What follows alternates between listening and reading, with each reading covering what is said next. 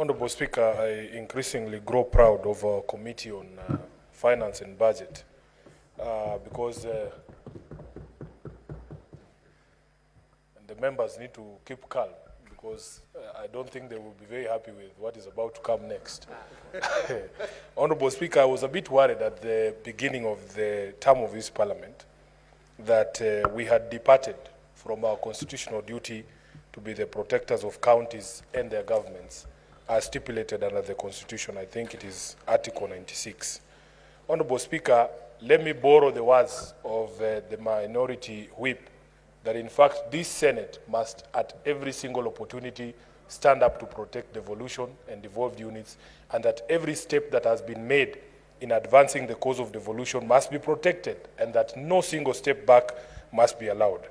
Honorable Speaker, I stand to support the report that has come from the committee that is ably chaired by Senator Roba, because, Honorable Chair, what the National Assembly has tried to do in the amendments to this particular bill is to reduce a total of 45 billion shillings from the additional allocation to county governments. Honorable senators who have spoken before me have spoken about the reduction in RMLF of 10.5 billion shillings. But Honorable Speaker, if you look at the totality of the reductions, there are some things that I am sure even members of the National Assembly themselves will not be able to justify. For instance, Honorable Speaker, they have cut 7.4, is it million or billion? Million from court fines. Honorable Speaker, you know some of our county governments actually run city courts to enforce local authority laws. This money is collected from the residents of those areas. Like here in Nairobi, we have our own city court. And Honorable Speaker, there can be no justification for why that money should be retained at the national level. Honorable Speaker, the second one that has caught my eye is a reduction of 1.1 billion Kenya shillings on mineral royalties. I mean, this is something that is in the law that counties are entitled to a percentage, and it's a very small percentage of the mineral wealth that is exploited in the areas. And therefore, this is something that we cannot support as a House. And the most interesting one, Honorable Speaker, the reduction of the allocation to county health promoters from 3.2 billion Kenya shillings to 2.5 billion shillings. Honorable Speaker, this is something, a program that was launched with much fanfare here at Uhuru Park by none other than the President himself.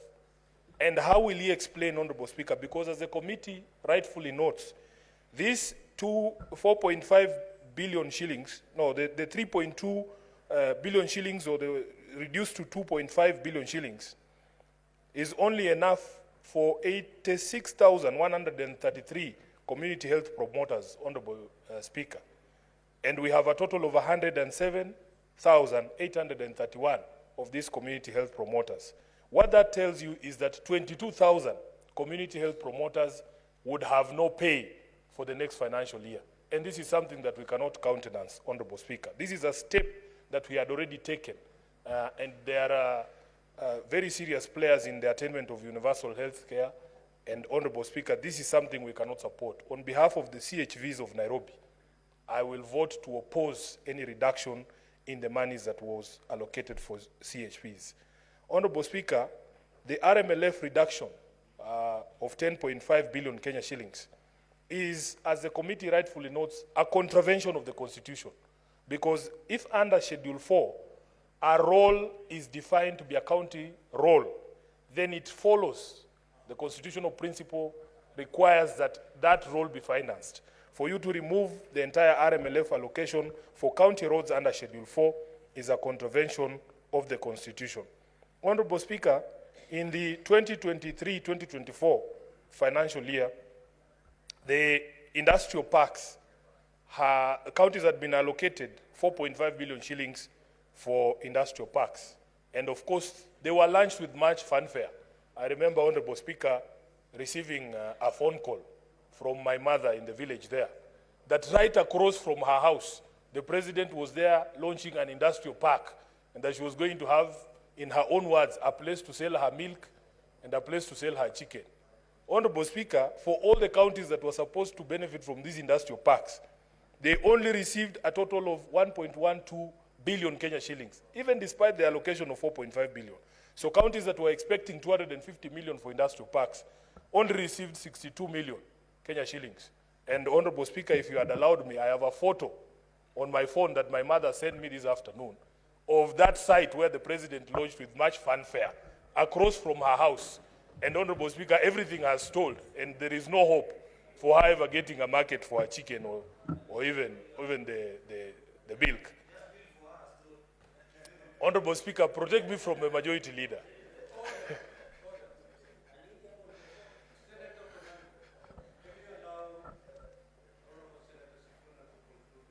I'm surprised that the Senator for Nandi wants to insert himself in the communications between myself and my mother. And Honorable Speaker, therefore, we as a House must in totality take the position that there is absolutely no justification for these things. And as I said even during the debate on the division of revenue, the practice has always been that any shortfall in revenue must be borne by the national government. These programs are critical. If you are going to tell 22,000 CHPs that they are no longer going to earn the 5,000 shillings that they are supposed to earn, Honorable Speaker, it is going to be something of a mountain, akin to a mountain to climb. Because how do you select the ones to earn and the ones not to earn? The ones to be cut from the program and the ones to be retained. Therefore, I want to agree totally with the proposal that has come from the Committee on Budget and Finance that we must reject in total any attempts to reduce the basket of devolution as has been proposed by the National Assembly. I thank you, Honorable Speaker.